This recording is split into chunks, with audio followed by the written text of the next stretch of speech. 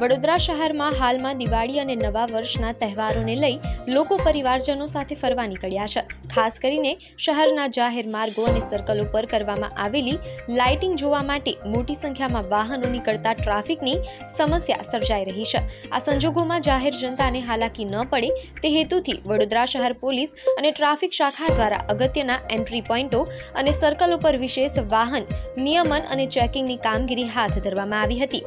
તાજેતરમાં નશો કરેલી હાલતમાં વાહન ચલાવવાના કારણે ગંભીર અકસ્માતોની ઘટનાઓને ધ્યાનમાં રાખીને ગઈકાલે હાથ ધરાયેલા ચેકિંગ દરમિયાન પોલીસને મોટી સફળતા મળી છે, જેમાં ડ્રિંક એન્ડ ડ્રાઈવ, નશામાં ડ્રાઇવિંગ 35 બનાવો સામે આવ્યા છે, જ્યારે મોડિફાઈડ સાયલેન્સરવાળા 11 વાહનો જપ્ત કરાયા અને નંબર પ્લેટ વગરના 15 વાહનો સામે કાર્યવાહી કરાઈ છે। આ ઉપરાંત દારૂ સાથે 8 કેસ નોંધાયા, જ્યારે હથિયાર જાહેરનામા ભંગનો 1 કેસ નોંધાયો છે। તમામ પકડાયેલા લોકોએ હવેથી ટ્રાફિકના નિયમોનું પાલન કરવાની અને સમાજ પ્રત્યે યોગદાન આપવાની ખાતરી આપીને શપથ લીધા હતા।